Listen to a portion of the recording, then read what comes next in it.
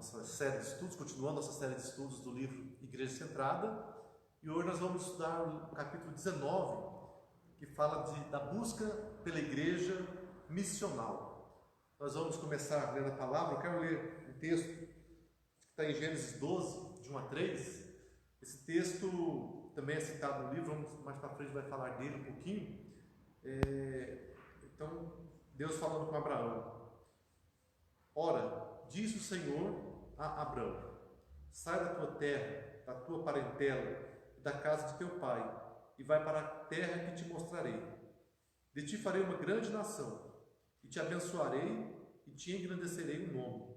Sê tu uma bênção. Abençoarei os que te abençoarem, e amaldiçoarei os que te amaldiçoarem. Em ti serão benditas todas as famílias da terra. Amém. Nós vemos aqui a promessa de Deus para Abraão, de que ele seria uma grande nação, o povo de Deus, e através desse povo, Deus iria abençoar todas as nações da terra, todas as famílias da terra.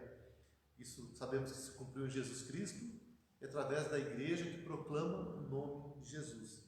E quando falamos de igreja missional, nós vamos ver que uma das esferas, uma das expectativas dessa igreja missional é que essa igreja seja uma bênção, seja um instrumento de bênção para aqueles que estão à sua volta. E é o que nós somos chamados a ser. Nós vamos então orar, dando continuidade. Logo depois vamos continuar meditando no que Tim Keller nos traz sobre essa discussão da busca pela igreja missional. Ó Deus amado, nós te louvamos por nossa vida, louvamos porque estamos aqui na tua presença, na tua casa, louvamos também por aqueles que poderão vir a assistir, a participar desse estudo pela internet ou posteriormente. E pedimos ao Pai que o Senhor venha nos abençoar, o Senhor venha nos dar condições de entender, de assimilar esses conteúdos e também de aplicá-los à nossa realidade, à nossa vida como igreja, à nossa vida espiritual. Venha abençoar, Pai, a tua igreja aqui nesse lugar, a tua igreja espalhada pela face da terra, que nós sejamos a igreja que tu queres que nós sejamos, uma igreja que obedece a tua palavra, uma igreja que cumpre a missão e que abençoa as pessoas que estão à nossa volta. Vem sobre nós te louvamos e pedimos tudo, Pai, no nome de Jesus. Amém. Então, quando falamos, entramos nesse assunto da igreja missional, estamos iniciando a terceira grande sessão do livro de Tim Keller, agora falando do movimento. Como nós lembramos, ele, quando fala da igreja centrada, a igreja centrada na visão de Tim Keller tem três áreas específicas: evangelho, cidade e movimento.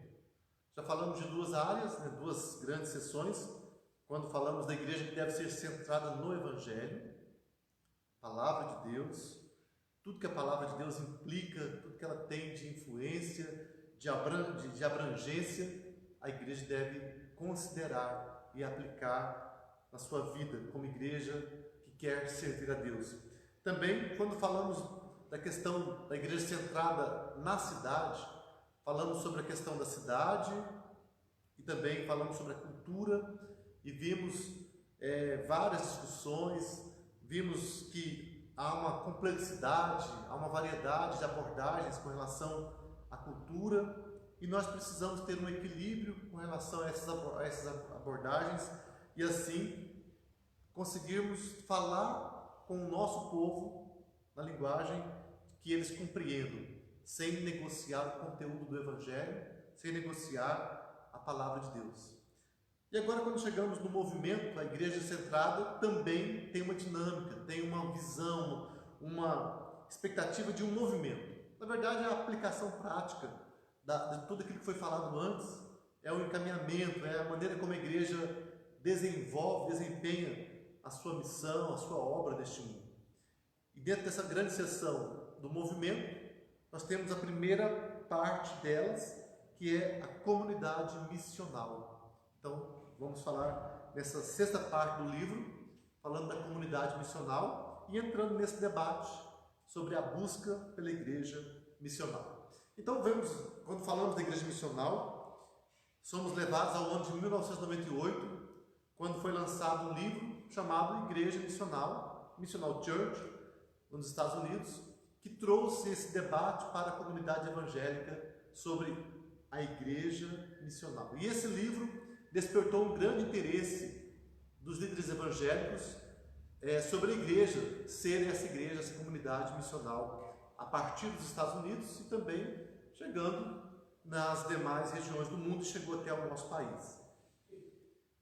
Essa expressão, ela vai remontar a um debate anterior, começado no início do século XX, através de Karl Barth, um grande teólogo luterano, que falou da igreja, e da missão da igreja, a Missio Dei. Não a missão da igreja somente, mas ele tratou desse termo, a missão de Deus, da qual a igreja faz parte. Então essa expressão foi cunhada para comunicar a ideia de Karl Barth sobre a ação de Deus no mundo, e ela foi difundida para o mundo inteiro a partir de 1952, na conferência de Willingen, lá na Alemanha, do Concílio Mundial de Igrejas, o CMI. Então foi uma forma de expressar a ideia de que Deus está ativo no mundo, trabalhando para redimir toda a criação, e que a tarefa da igreja é participar dessa missão. É um conceito interessante, mostrando que antes de que nós façamos alguma coisa, Deus está fazendo. Deus é o Deus missionário. Ele é que vai à nossa frente. David Bosch, outro missiólogo, já do final do século XX, ele ligou esse termo Missio Dei à teologia da Trindade. Ao invés de ligá-lo com a soteriologia, a salvação, ou a eclesiologia, a doutrina da igreja, ele faz uma ligação desse Missio Dei com a doutrina de Deus, a doutrina da Trindade. Ele diz que o Pai envia o Filho para salvar o mundo. O Pai e o Filho enviam o Espírito Santo ao mundo e o Espírito Santo envia a igreja.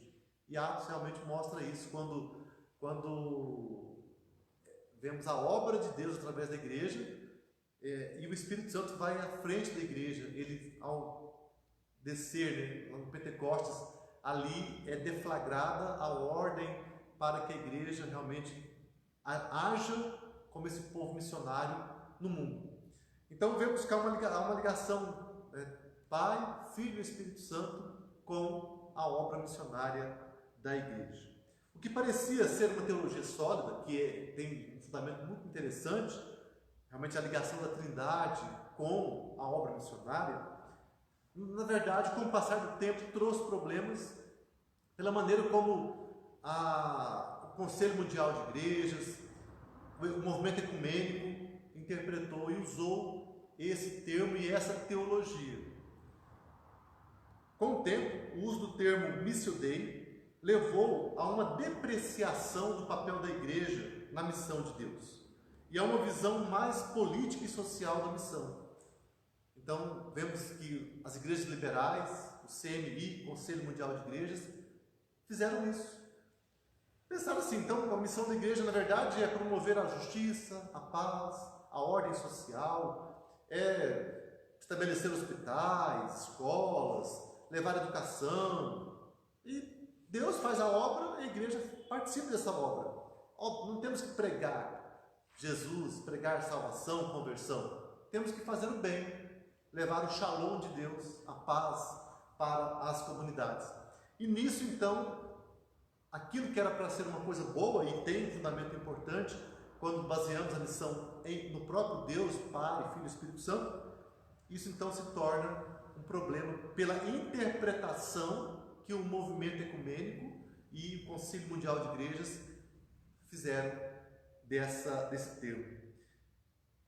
Um dos teólogos que criticou essa visão foi Leslie Newbigin, que ele então criticou essa secularização da missão, porque com isso a missão ficou secularizada.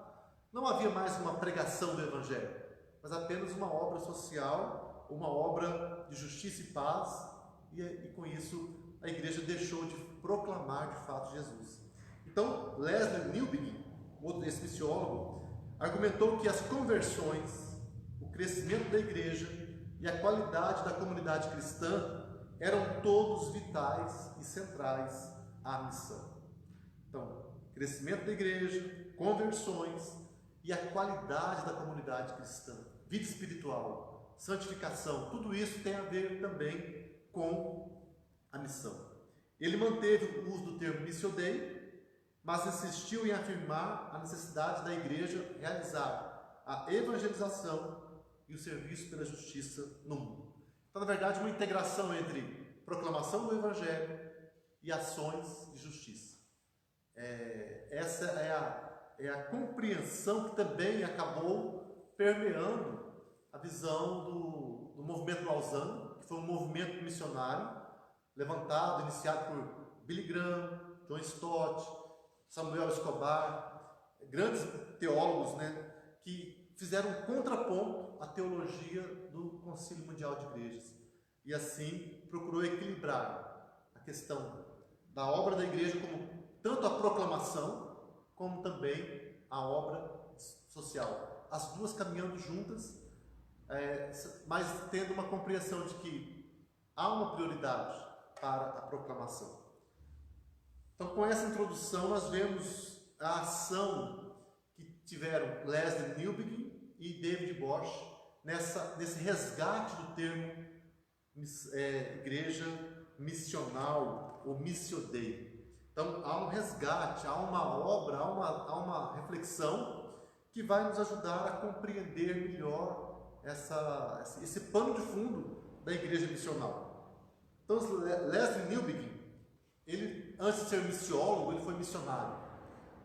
Porque o missiólogo é aquele que estuda a missão, muitas vezes ele não vai no campo missionário, mas ele tem um conhecimento doutrinário, teológico, acadêmico, e ele então ensina sobre missão. Mas ele não, ele primeiro foi para o campo missionário, ficou quase 40 anos na Índia, pregando o evangelho. Ele era um pastor anglicano, e ele, com essa experiência do campo, e ao voltar para a Inglaterra, de onde ele era originário, então ele percebe um problema, a realidade da igreja europeia do final do século XX, influenciada por doutrinas, pelo liberalismo, por essas visões teológicas que tiraram a Bíblia do centro, tiraram a proclamação da palavra do centro. Então ele encontra uma igreja que perdeu a sua missão e perdeu a sua influência também na sociedade. Então, no campo missionário, ele via a igreja sendo missionária o tempo todo, porque ali, numa sociedade hostil, a igreja ou ela é cristã e ela prega o evangelho e faz a missão, ou ela deixa de ser igreja, porque ela vai ser dominada pelas forças hostis da sociedade. Então a igreja vive a missão. Enquanto isso, a igreja do Ocidente, aquela que enviou os missionários para a Ásia, para a Oceania, para a África, para a América Latina, a igreja europeia estava decaindo. Ela foi decaindo de modo muito rápido, enquanto a sociedade se mostrava também no Ocidente cada vez mais indiferente e também hostil ao Evangelho. Quando Newbigin voltou do campo, ele se deparou com essa realidade e notou que a igreja não estava conseguindo reverter a situação. A cultura ocidental estava rapidamente se tornando uma sociedade não cristã, um campo missionário. Mas as igrejas cristãs estavam fazendo poucos ajustes, não fizeram praticamente nenhum ajuste, continuavam a discipular as pessoas, concentrando-se em suas habilidades para a vida privada, leitura da Bíblia e oração, mas não as treinavam para viver de forma caracteristicamente cristã em um mundo secular. Então, dessa maneira, elas não estavam preparadas para participar da arena pública, das artes, da política, dos negócios, e isso foi desastroso para a igreja europeia. Nós vemos a realidade de hoje. Hoje, depois de mais de 40 anos, quando Newbigin voltou para a Europa, nós vemos a igreja europeia numa decadência cada vez maior. Hoje tem havido movimentos de luta, de pregação. Nós mesmos, na igreja brasileira, enviando missionários para a Escócia, para a Espanha, para a Inglaterra, para a França, então vários países da Europa sendo campos missionários eles que antes eram celeiros de missionários. Newbigin lutou também contra a ideologia do iluminismo europeu e seu compromisso idólatra com a autonomia da razão humana. Essa autonomia da razão humana havia criado a ilusão de um conhecimento neutro, objetivo e isento de valores, e que não necessitava de Deus para que a sociedade fosse justa e organizada. Essa foi a visão secularista, a visão do iluminismo, que foi sendo impregnada na cultura ocidental, de que Deus não é necessário. E também, por que religiões? Por que as igrejas são necessárias? Newbigin argumentava que era essencial a missão cristã desmascarar esse falso Deus, ao mostrar a nulidade do projeto do iluminismo. Em suma, ele apontou que a missão cristã deveria fazer uma apologética contra a razão humana e preparar os crentes para integrarem fé e trabalho.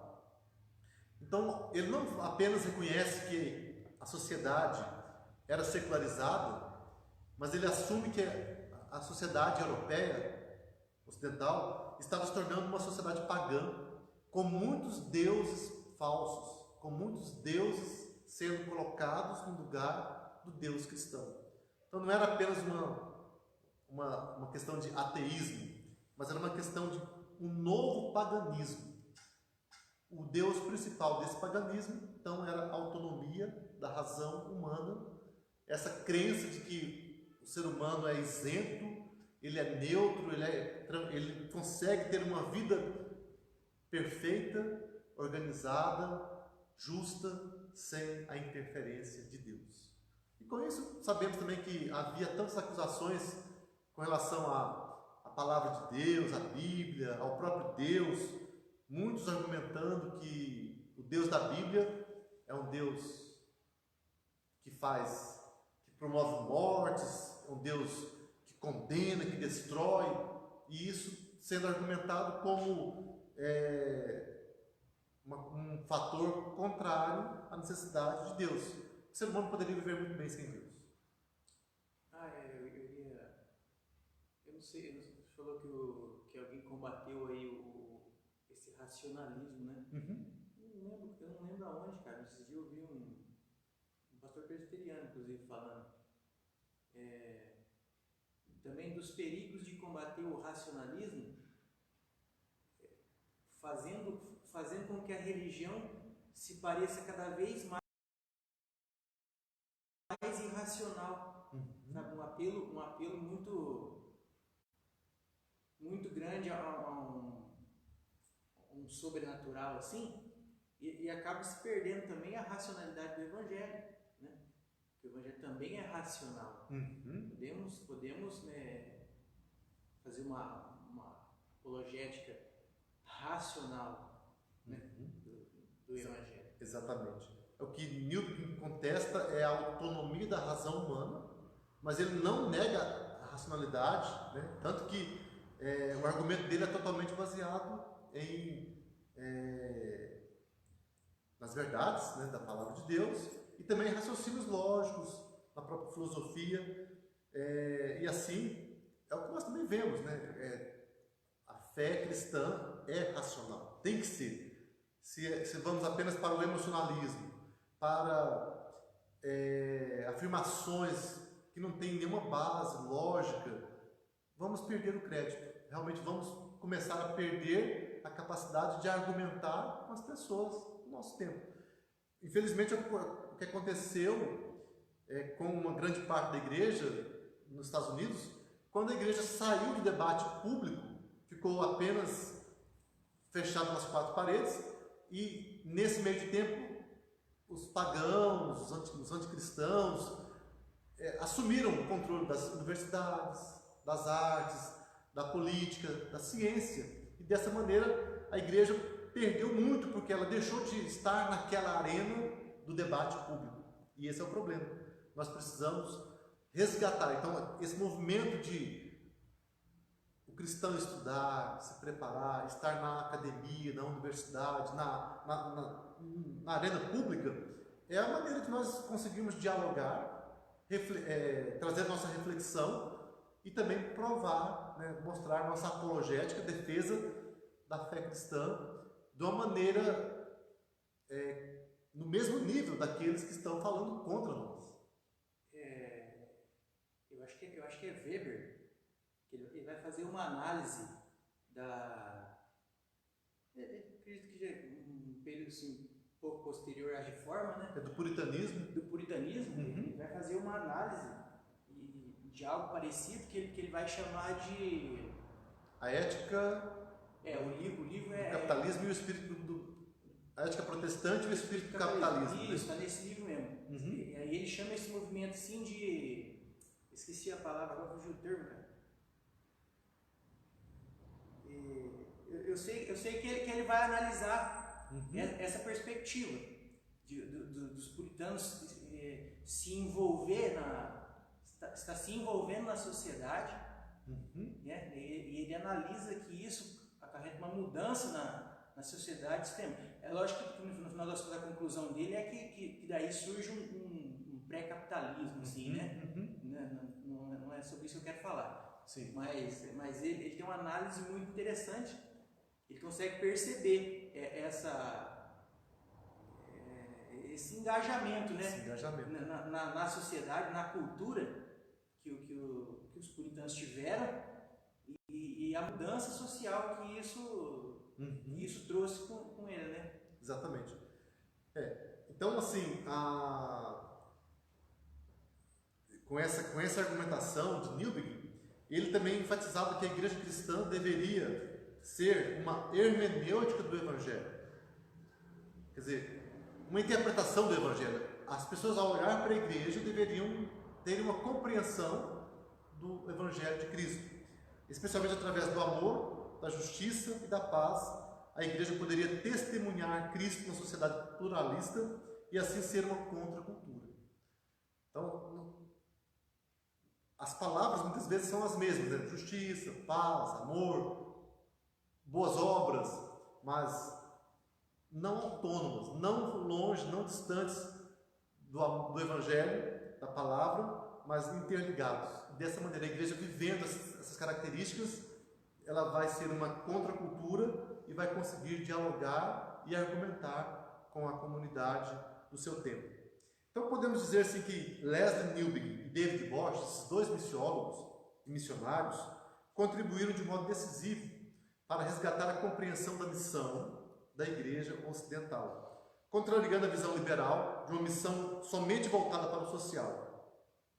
A narrativa abrangente ainda era de que Deus está em missão com o objetivo de renovar a criação inteira, mas a nova perspectiva realça a proclamação pública de Cristo como Senhor e esperança no mundo, e portanto, esperança do mundo, e portanto a necessidade de conversão e de crescimento da igreja. Então aqui eles mantêm aquela visão de que há uma missão maior de Deus, de restaurar todas as coisas, mas que envolve também a obra da igreja, claro, na proclamação do Evangelho, na conversão de pessoas, no crescimento da igreja e assim na interferência, na intervenção da igreja na sociedade desse modo prático. Quer falar, Tony? Não, né? Então, com esse pano de fundo, essa preparação, vamos dizer assim, essa intervenção desses grandes missiólogos, no final da década de 90, em 1998, então ali começa esse movimento contemporâneo da Igreja Missional, com esse livro que eu já tinha mencionado, da Igreja Missional, do Darrell Guder. Então ele fez esse livro, despertou a Igreja Americana para repensar sua missão diante da cultura secularizada do Ocidente. Porque o que aconteceu na Europa começou também a acontecer nos Estados Unidos. A igreja começou a decair de maneira vertiginosa. As igrejas protestantes históricas, que partiram para aquele lado da visão ecumênica, a visão do evangelho social, a visão de que a missão é apenas fazer o bem para a sociedade e não tem que haver proclamação do evangelho, com aquela também a visão liberal de questionar os milagres, questionar a ressurreição, a morte de Cristo, a vida eterna. Com isso, a igreja perdeu a influência espiritual na sociedade. Então, aquela parte da igreja que ainda buscava pregar a palavra começou a despertar. E também, é claro, a igreja liberal teve também que lidar com esse tema de uma igreja missional, a igreja voltar a desempenhar a missão no seu contexto. Então a igreja estava no campo missionário para alcançar o mundo moderno, mas era prisioneira da cultura da modernidade. E assim não tinha uma alternativa verdadeira a oferecer. Então é aquela coisa de descobrir que tem que fazer um trabalho, descobrir que tem que fazer algo para se curar, mas ele está doente também. Está doente? Então, como que eu vou me curar? Como que eu vou ajudar a sociedade que está doente, se eu também estou enfermo com a mesma doença que está no nosso mundo? Então, a igreja estava refém da cultura. A igreja, então, precisa se reformar e descobrir uma maneira de se engajar na cultura. Mas como? Essa pergunta, né? Então, houve uma busca entre muitas igrejas por ser uma igreja missional, mas não houve uniformidade. Surgiram pelo menos 4 grandes correntes de compreensão da igreja missional. Então, a primeira delas é que ser missional é ser evangelístico. Essa ênfase na proclamação do evangelho como uma prioridade máxima. Ser comprometido com a evangelização e missões internacionais. Cada cristão deve ser um missionário. Nós temos esse lema aqui, né? Então é necessário criatividade e diligência, visão holística com serviço comunitário. Então essa primeira linha de ação teve essa ênfase no evangelismo, mas também teve uma visão comunitária, uma visão de proclamação e de cuidado com as pessoas à sua volta. Então a primeira ênfase, ser missional, é ser evangelístico. A segunda ênfase é que ser missional é ser encarnacional, se envolver com a comunidade. Esse movimento teve uma ênfase no envolvimento com a vizinhança, em detrimento do envolvimento com a igreja institucional, igrejas nos lares, igrejas informais. Então, a característica dessa questão, desse movimento, dessa linha de pensamento de encarnação, é de estar presente na sociedade, na vizinhança, ser uma igreja no lar, na minha casa, com os meus amigos, vizinhos, mas não necessariamente estar ligado a uma igreja institucional, a uma denominação. A terceira ênfase, terceiro movimento, terceira corrente da igreja missional é que ser missional é ser contextual. Esse movimento, essa corrente, tem uma ênfase na contextualização de cada aspecto do ministério eclesiástico à realidade pós-cristandade. Então, há uma adaptação, há uma contextualização da mensagem para o homem do seu tempo e procurando trazer cada área, cada aspecto do ministério da igreja de um modo que as pessoas pudessem compreender. E a quarta corrente é que ser missional é ser recíproco e comunal. Além de afirmar as 3 ênfases anteriores, enfatiza uma reorganização de nossa teologia e prática, buscando uma aproximação com o que Deus já está fazendo ao nosso redor, ao invés de tentar atrair as pessoas para os nossos cultos, e afirmando a necessidade de redefinir pecado, missão e salvação de uma perspectiva comunal e coletiva, olhando muito para a questão do horizontal, ser humano. Então tem um lado importante, né, da comunhão, da reciprocidade, mas acaba comprometendo um pouco a questão da evangelização em si, da comunidade como igreja, a formação de igrejas locais. Então vemos essas 4 correntes: evangelismo, a encarnação, a contextualização e a reciprocidade e a visão de comunhão. Então, caminhando, né, para o desfecho dessa introdução aqui à igreja missional, o que essas abordagens têm em comum?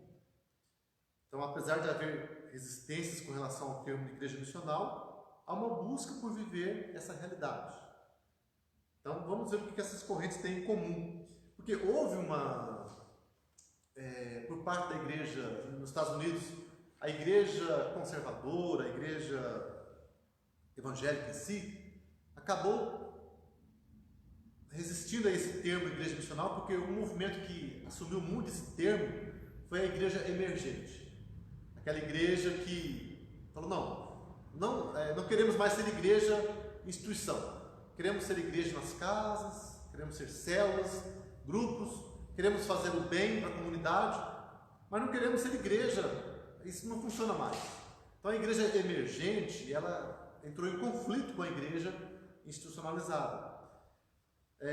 Também uma parte da igreja liberal assumiu esse termo novamente, voltou, e a igreja, o lado conservador da igreja acabou resistindo, mas muitos grupos conservadores também pensaram, não, nós precisamos fazer alguma coisa.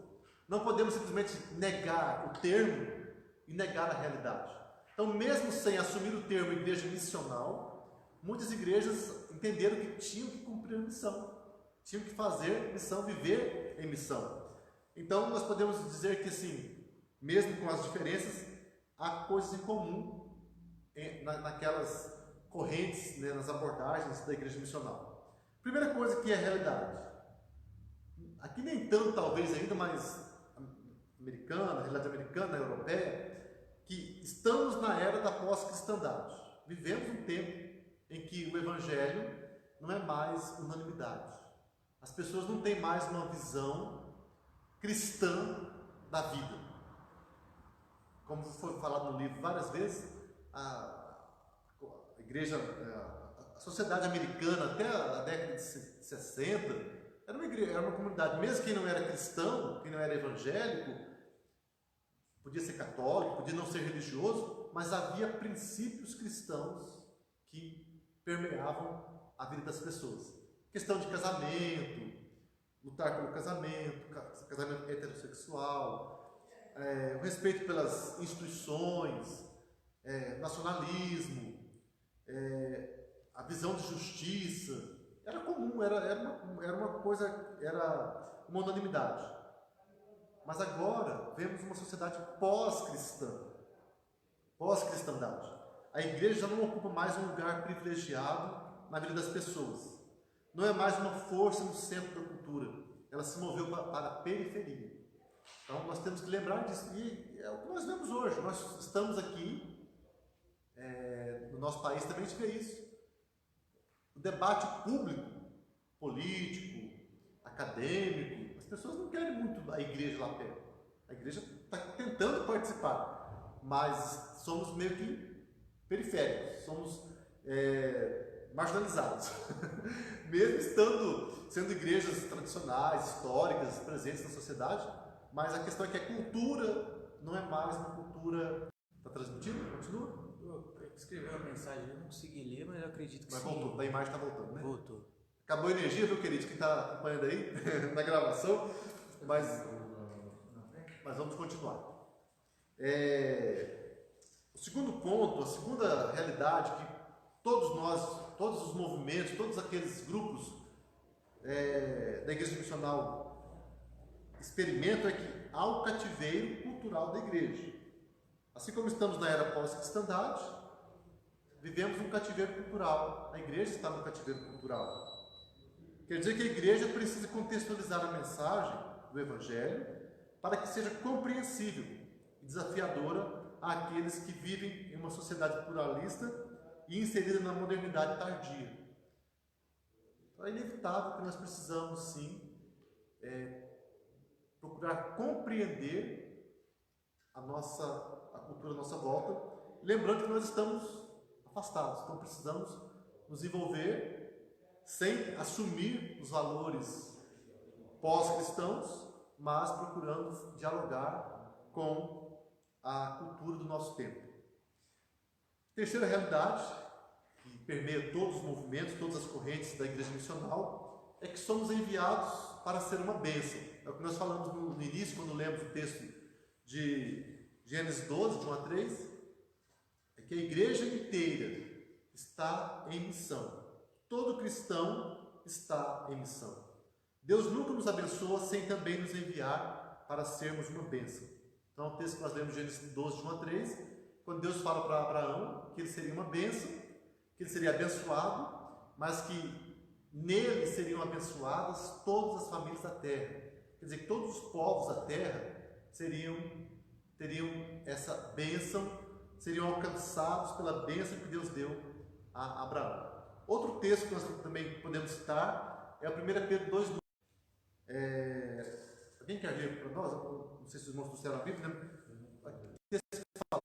Não é um consumidor que vem preencher necessidades emocionais e depois volta para casa. A igreja missional treina seus membros a se envolver em missão como indivíduos e como corpo.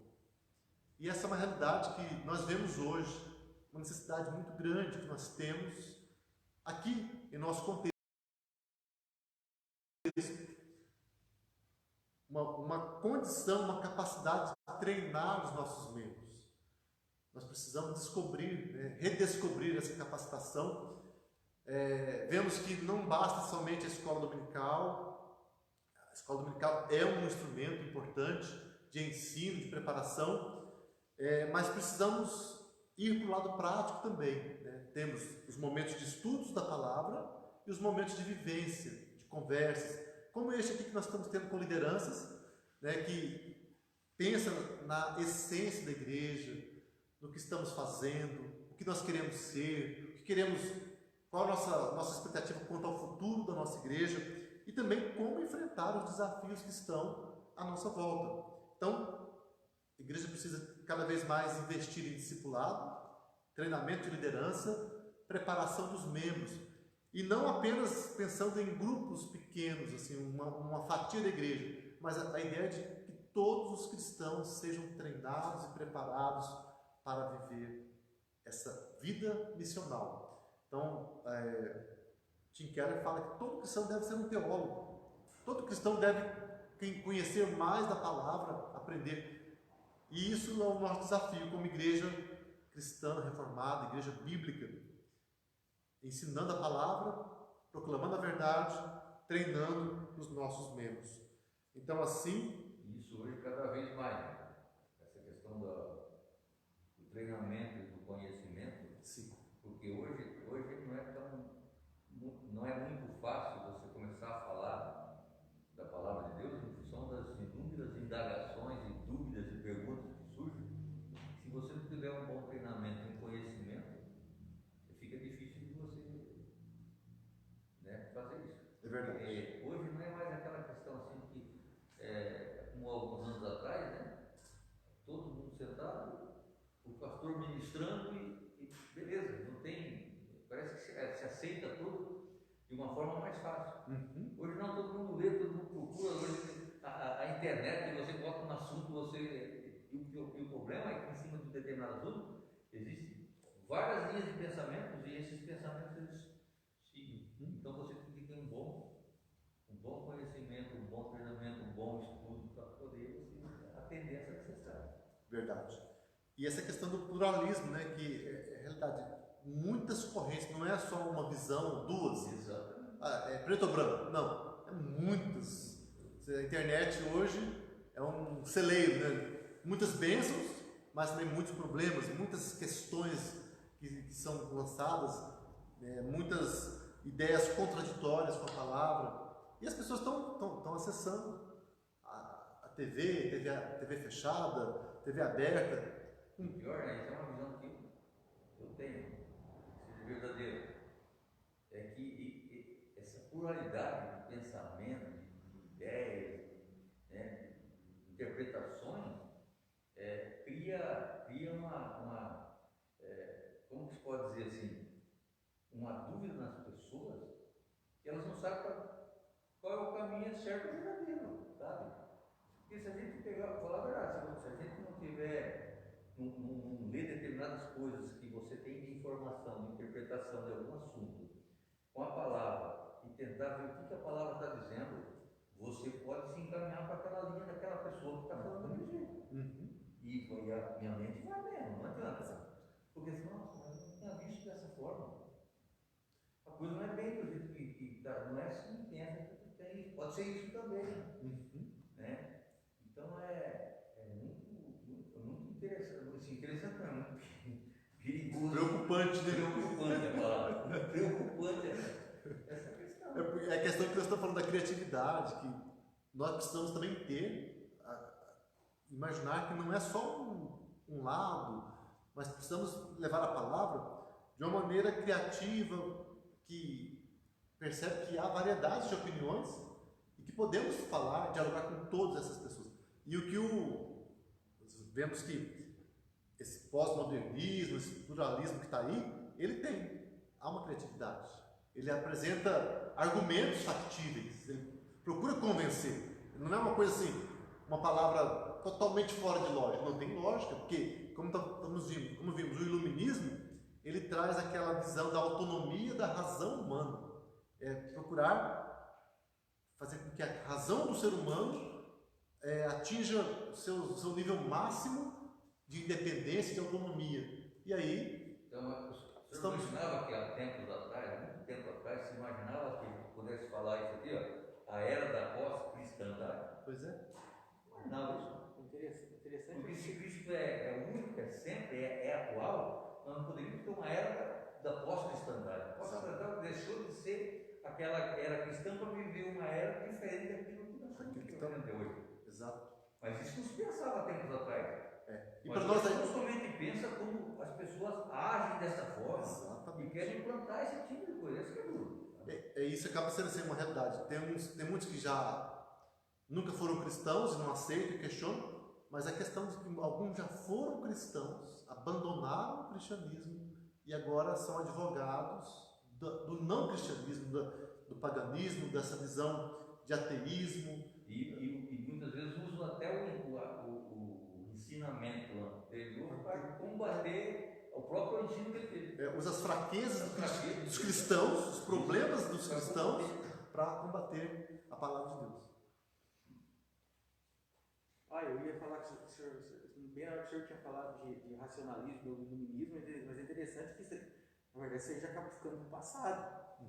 Né? Os argumentos hoje em dia, tipo assim, as pessoas carregam conceitos que nem são mais racionais. Né? Acho que a maior dificuldade ainda reside nisso aí. Porque você pode apresentar um argumento racional para uma pessoa e ela vai falar assim, não, isso aí pode ser a sua verdade e a minha pode ser outra. Entendeu? Tipo assim, é meio que tanto faz, cada um por si, não tem problema se pensar diferente. São as narrativas, né? Cada um tem a sua narrativa, não tem mais uma meta-narrativa.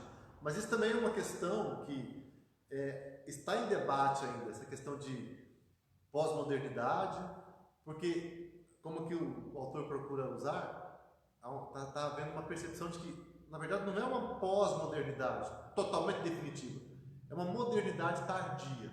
Já há um certo enfraquecimento daquela visão iluminista, mas ainda permanece muita coisa daquilo ali, né? E as pessoas usam aqueles argumentos, mas com essa desculpa agora. Não, você fica com a sua, eu fico com a minha. Cada um fica com a sua, ninguém mexe com o outro. Mas não. Mas só que na hora de falar isso, ele está usando um argumento lógico. Ele quer te convencer de que você tem que aceitar isso. E é a hora que nós temos que falar, não, peraí, eu também tenho um argumento lógico, né, que Deus me enviou a falar. E aí que entra não somente, quando vemos, né, não só a argumentação lógica, mas o testemunho, o amor, a justiça, a nossa comunhão, o respeito. Quando as pessoas veem qualidades que são universais, que confrontam os defeitos da sociedade, aí eles têm que falar, peraí, então não é só palavras, são também gestos. Eu acho que acho que o cristão missional, essa palavra até nova, eu acho que está muito relacionado justamente a isso, que são pessoas que são altamente interessadas em pessoas, em ajudar, em se relacionar, em conviver com as pessoas. Então acho que isso é um foco primordial, Sim. A questão de ser missionário. Exatamente. Missional e missionário tem diferença. É apenas um termo que ficou cunhado assim, mas é missionário, né? É porque quando fala missionário, como eu falei ontem, tem aquela ligação com aquele que vai para mas não, todo cristão. Então a igreja missional é uma igreja que é missionária, né? Que vai estar agindo. Então aqui vemos que a última realidade que abarca todas as correntes da igreja missional é que nós devemos ser uma comunidade contrastante. Já foi falado também um pouquinho, né? Então, na cultura ocidental, a igreja precisa ser uma comunidade contrastante, uma contracultura, marcada pelo amor e pela vida comunitária. Como lá Jesus falou em João 17, que nós precisamos ser a comunidade do amor. Se nós vivermos o amor, o mundo crerá que ele veio, que ele foi enviado. João 17, 20 e 21, ele fala: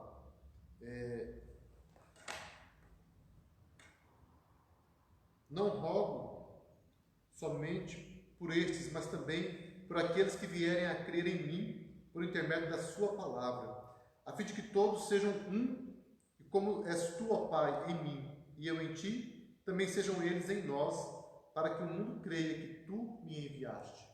Então a igreja deve ser marcada pela comunidade, pela vida comunitária, pelo amor, pela unidade cristã.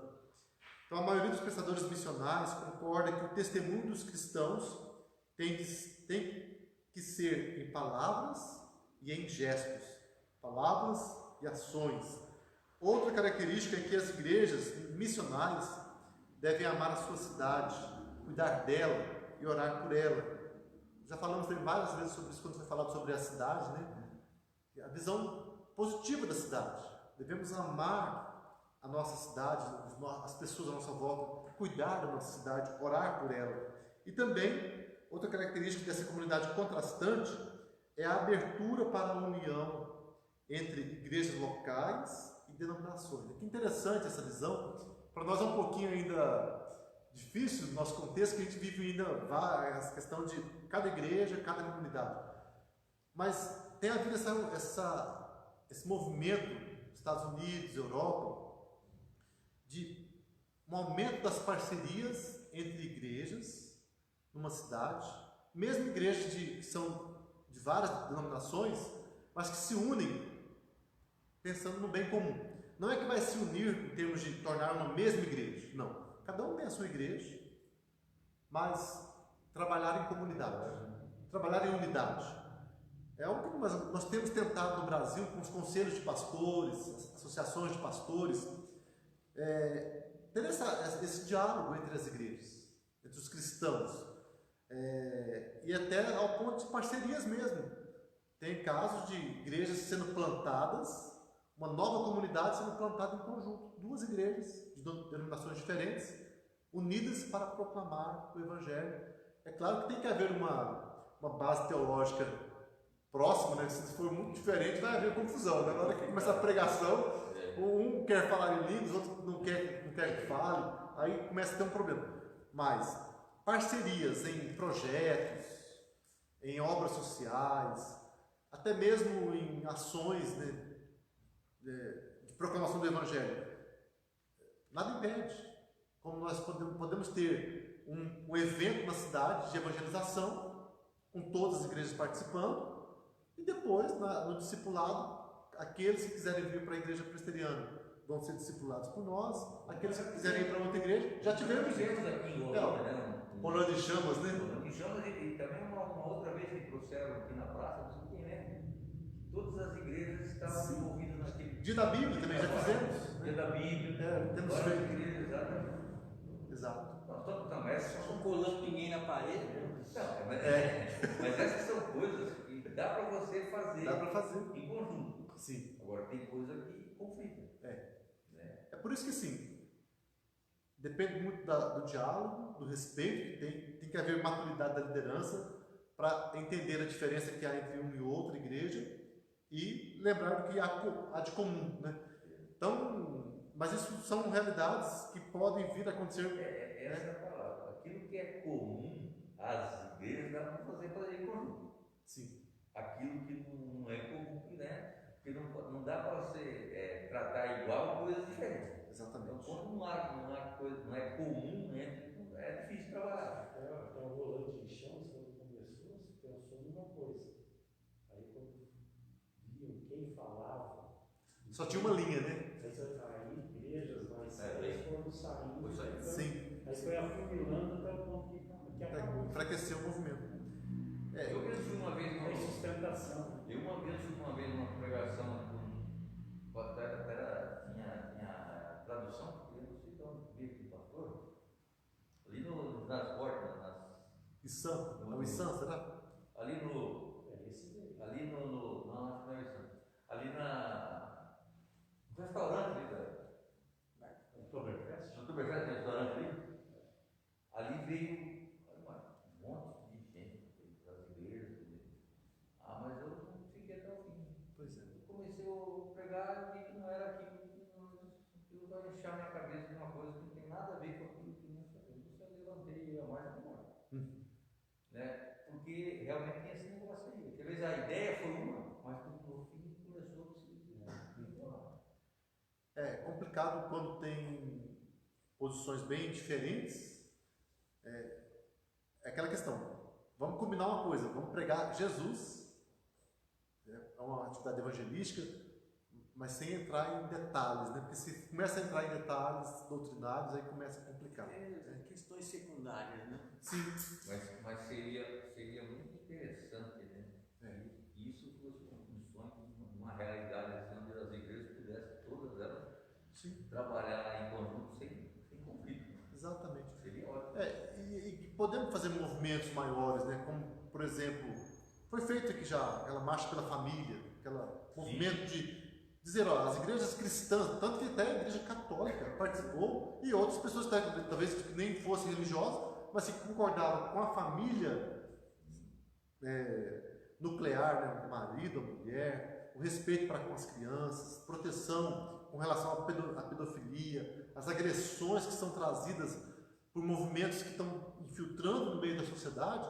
Então, ali nós vemos uma necessidade de uma união e não houve, né, não há contradição. Todo mundo está pensando igual e podemos sim mostrar para a sociedade, ó, nós temos essa posição e lutamos por isso. Mas, irmãos, então chegamos aqui a essa visão, né, chegamos à conclusão desse assunto, mostrando essa busca pela igreja missional, que passou por esse processo de termos que foram cunhados, a Missio Dei, sendo trazida para um contexto mais evangélico, para a visão de proclamação do Evangelho, aliada à questão da justiça, da promoção da paz, promoção de obras sociais também. Depois vemos que houve nos Estados Unidos uma busca pela igreja missional, mas houve divergências, houve ênfases diferentes, não houve uma unidade, alguns enfatizando a questão do evangelismo, outros a questão da encarnação, outra a questão da contextualização e também, por fim, a questão da reciprocidade, da comunidade. E vemos que essas abordagens diferentes têm alguma coisa em comum. Todos estão vivendo numa era da pós-cristandade, vivemos o cativeiro cultural da igreja, entendemos que somos todos enviados para ser uma bênção e também somos chamados para ser uma comunidade contrastante com a cultura que está à nossa volta. Temos que fazer diferença. E a maneira de fazer a diferença é viver o Evangelho, é viver o Evangelho em palavras e em obras e em gestos. Agora vamos abrir para mais comentários que os irmãos queiram fazer. No geral, na verdade, é viver tudo isso aqui sem mexer na essência. É você permanecer na sua essência, participando de tudo isso. Exato. É muito difícil, né? Não posso fazer isso. Não. Né? Sem que seja, tipo assim, mexido na essência. Porque muito se perde. Né? Sim. Porque se você começar a analisar tudo que nós estamos falando aqui, você já começa a passar todos esses movimentos que nós tivemos aí anos atrás. Né? Então, você acaba, esse movimento de células,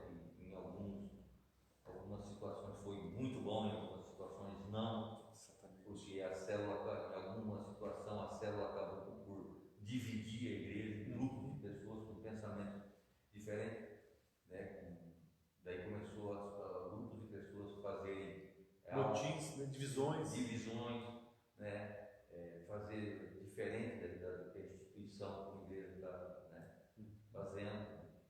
Então, mas isso não deixou de ser bom também. A célula também teve um alcance mais fácil das pessoas, a pessoa poder abrir o coração, coisa que ela não faz num grupo grande, ela pode fazer num grupo pequeno, porque existe uma proximidade, né? Então tudo isso a gente viveu nesses anos, né? É interessante que até o livro, acho que o objetivo é esse, né? Dentre várias posições, várias vertentes, hoje em dia é muito difícil a gente encontrar pontos que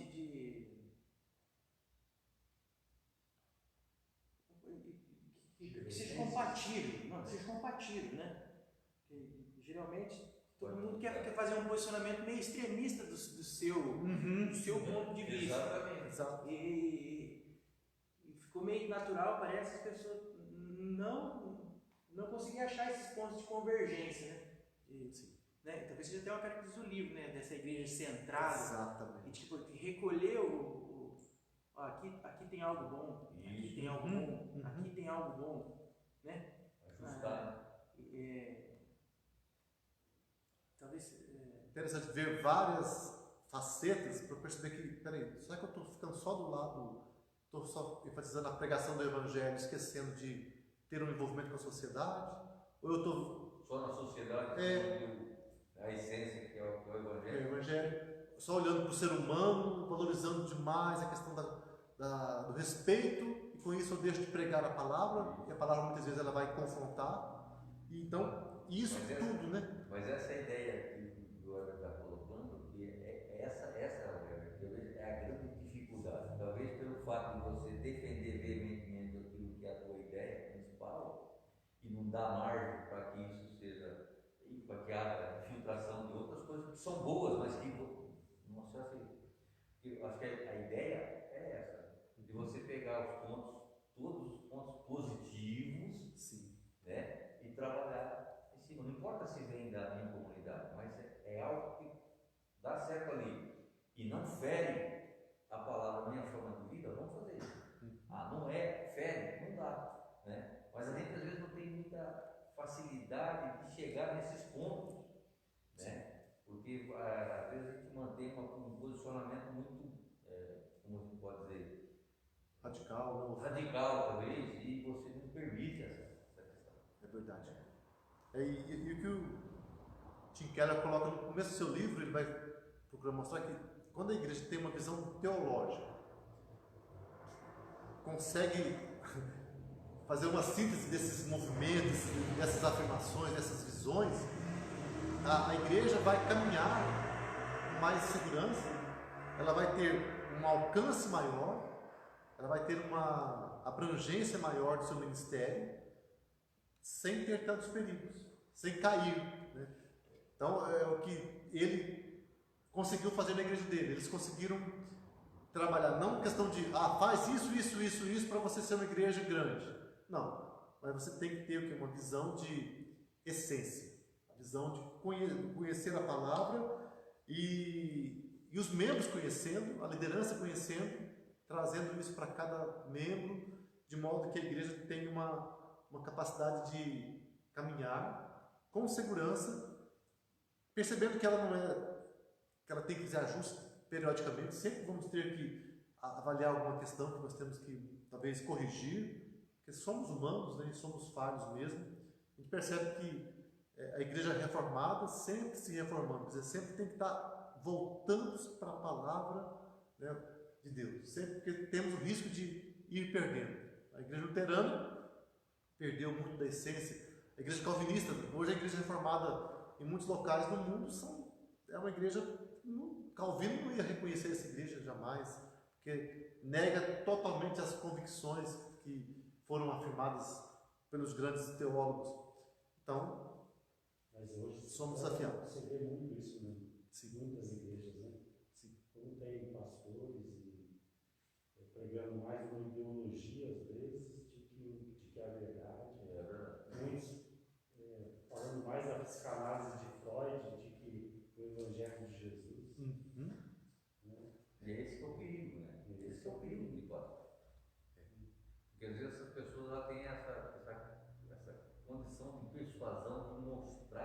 uma coisa diferente que ele está falando. Não é bem assim, do jeito que se prega, não, é assim. E ele tem esse poder de entrar na mente das pessoas.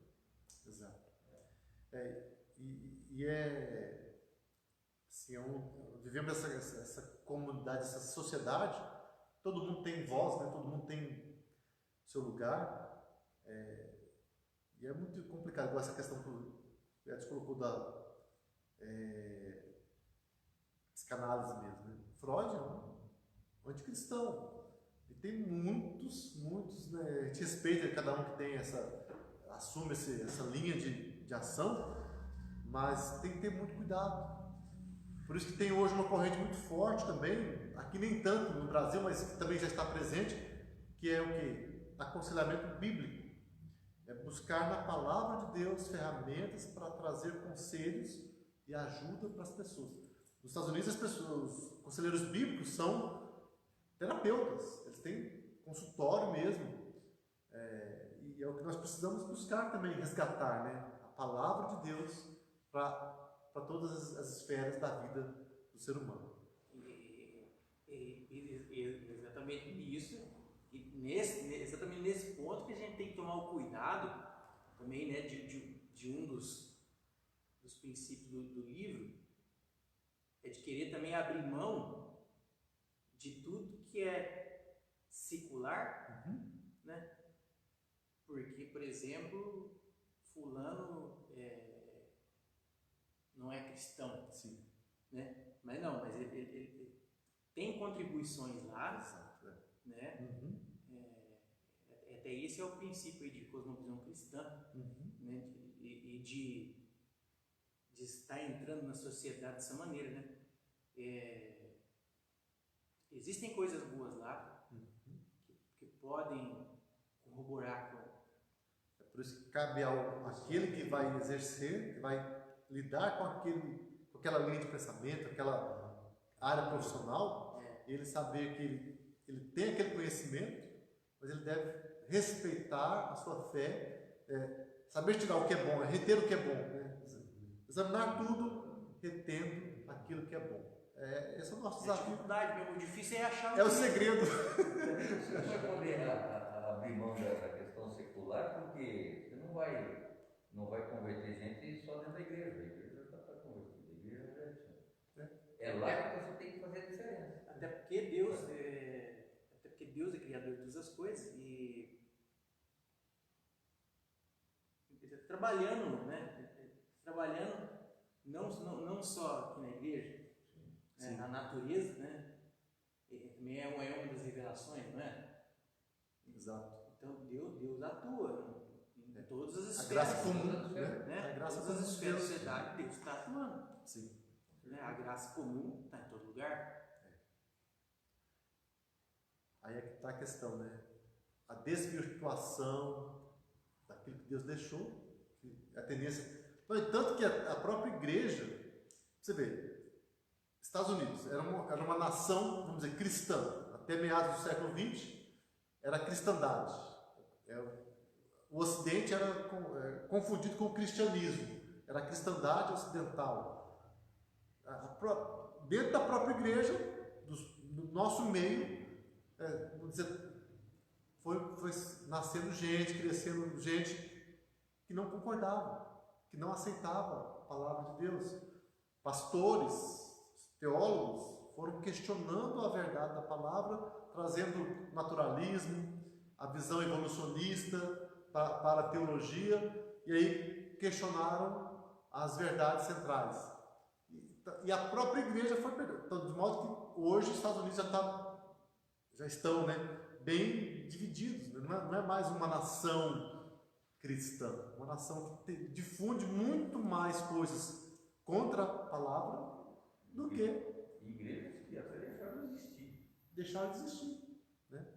Grandes seminários que foram escolas de missão, de preparação de envio missionário, que com o liberalismo teológico acabaram se perdendo. Então, assim, temos que lembrar disso. Tem o bem, a bondade de Deus presente na sociedade, no mundo, na criação, mas também tem a presença do mal que vai permeando, que vai entrando. pode estar no nosso meio, né? Estamos sujeitos a isso porque somos pecadores e temos o perigo de errar e de ir contra a vontade do Senhor. É por isso que é o desafio, o grande desafio. Igreja centrada é um grande desafio para nós. Então, esse assunto da igreja missional, vimos hoje aqui a busca da igreja missional. Falamos de alguns assuntos, algumas áreas. Semana que vem vamos tratar dos problemas, alguns problemas gerados nessas compreensões aí, e vai ser buscado centrar a igreja missional, trazer um equilíbrio para essas vertentes. Vamos tratar um pouco mais sobre esses assuntos, né? E vamos assim caminhando. Depois, no capítulo 21, veremos nessa questão da igreja missional também mais um ponto importante que será preparando as pessoas para a vida missional, né? É a prática, né? Como que a igreja consegue. É você, Neto? É o seu. Amém. O meu é 22. Amém, irmãos? Alguma contribuição a mais? Alguma pergunta? Os irmãos querem participar? Estamos chegando no final. Não havendo, vamos fazer uma oração para encerrar. Vou pedir o Weber está de pé para orar. Senhor Deus, graças te damos por mais um dia. Graças te damos por nossas vidas, porque o Senhor em tudo tem nos sustentado. Amém. O Senhor tem nos dado vida, saúde, condições. Tudo vem do Senhor, Pai. Sua palavra fala, toda boa dádiva vem do céu, vem do Senhor, Pai. Amém. Mas agradecemos acima de tudo pela sua graça que nos alcançou. Sim, pela sua misericórdia, Pai, que nos livra da punição. Reconhecemos a nossa condição de pecadores. Amém. Mas justificados por Cristo somos aceitos diante de Deus. Amém. E esse é o maior motivo de gratidão que temos em nosso coração. Amém. Obrigado por esse momento de estudo. Que o Senhor nos conduza em meio a tantas opiniões, tantas divergências, que possamos estar ancorados na sua palavra, mas que o Senhor nos dê sabedoria para dialogarmos com todas as disciplinas existentes, com todas as esferas existentes, mas que o Senhor nos capacite. Amém, Senhor. De fato, precisamos do Senhor em situações tão complexas como essa. Amém. Que o Senhor esteja conosco, que o Senhor nos conduza agora em nossos lares, abençoe aqueles que estão em suas casas, que também fizeram parte aí, através da transmissão do nosso momento. Amém. Que o Senhor esteja nos guardando essa noite e nos dê a graça e o privilégio de permanecermos contigo, Pai. Amém. Tudo que te pedimos por intermédio de Jesus Cristo e já agradecemos. Amém. Amém. Deus abençoe a todos que estão participando conosco.